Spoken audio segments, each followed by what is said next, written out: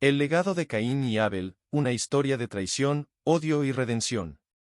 En los albores de la humanidad, cuando el Edén aún era un recuerdo distante y la tierra estaba fresca bajo los pies del hombre, nacieron dos hermanos que definirían el destino de la humanidad. Caín fue el primogénito, el primero en abrirse paso en un mundo lleno de promesas y desafíos. Sus manos pronto aprendieron a dominar la tierra, labrando surcos profundos, arrancando vida de un suelo que respondía a su duro trabajo. Era un hombre de labor y esfuerzo, orgulloso de su capacidad para someter la naturaleza y hacerla producir alimentos para su sustento. Por otro lado, su hermano menor, Abel, tenía un espíritu diferente. En lugar de arar la tierra, Abel eligió el cuidado de los rebaños. Era pastor, guiando a sus ovejas a través de los valles y las colinas, encontrando paz en la tranquilidad del campo.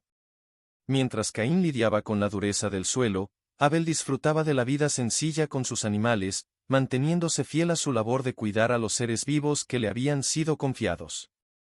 Sus diferencias no los distanciaban, sino que enriquecían la relación de los hermanos, complementándose en la gran obra de sobrevivir en un mundo aún lleno de misterios y desafíos.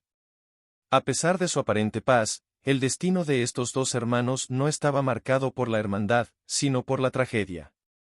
Sus caminos se cruzarían en una encrucijada de emociones que los llevaría a una confrontación inevitable, impulsada por una fuerza más antigua que ellos mismos, la lucha interna entre el bien y el mal, el egoísmo y la humildad, la envidia y el amor. Con el tiempo, tanto Caín como Abel comprendieron que su vida y su trabajo no eran únicamente para ellos mismos, sino que estaban destinados a honrar a Dios, su Creador. Sabían que todo lo que poseían era un don divino, y que debían mostrar su gratitud a través de ofrendas.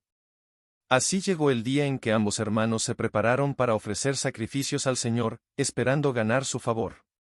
La atmósfera estaba cargada de expectativa, sabían que este acto no era solo una rutina, sino un momento de profunda conexión espiritual. Caín, confiado en su habilidad como agricultor, presentó los frutos de su cosecha.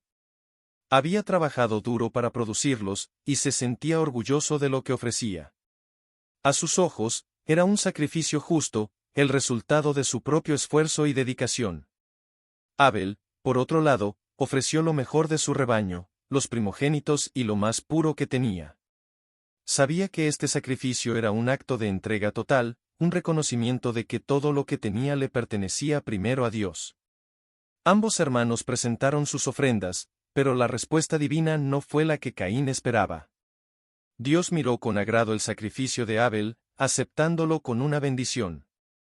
Sin embargo, cuando se trató de la ofrenda de Caín, Dios la rechazó.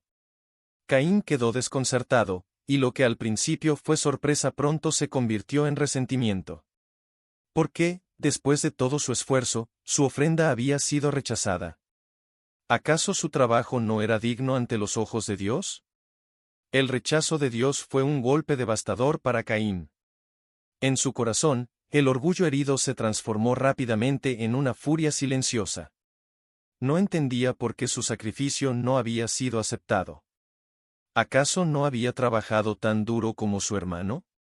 ¿Por qué Abel, con su vida tranquila entre los rebaños, recibía el favor divino mientras él, que había sudado y luchado contra la dureza de la tierra, era desechado? Estos pensamientos empezaron a envenenar su mente. Dios, viendo el conflicto interno que consumía a Caín, le habló con una advertencia clara: ¿por qué te has ensañado, y por qué ha decaído tu semblante? Si haces lo bueno, ¿no serás enaltecido? Pero si no lo haces, el pecado está a la puerta, con todo, tú debes dominarlo. Estas palabras fueron una señal de advertencia, un recordatorio de que el mal estaba siempre al acecho, listo para consumir a aquellos que se dejaban llevar por sus emociones destructivas. Caín escuchó las palabras de Dios, pero su corazón ya estaba nublado por la envidia y el odio. El resentimiento de Caín hacia Abel crecía cada día más. Mientras su hermano continuaba con su vida en paz, ajeno al tormento interno de Caín, el primogénito sentía que la distancia entre ellos se ensanchaba.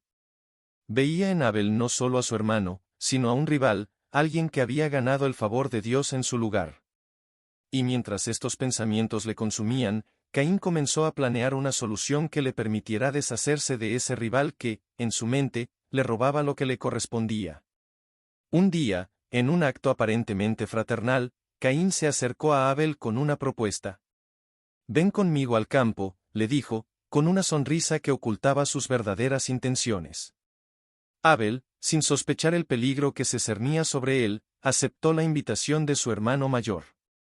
Caminaban juntos por el campo, el mismo campo que tantas veces habían compartido, pero ese día algo era diferente.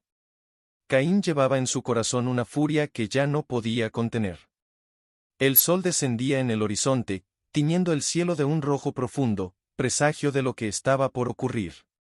Mientras Abel observaba el paisaje, Caín encontró una piedra en el suelo y, sin previo aviso, la levantó y la golpeó con fuerza sobre la cabeza de su hermano. Abel, sorprendido y herido, cayó al suelo.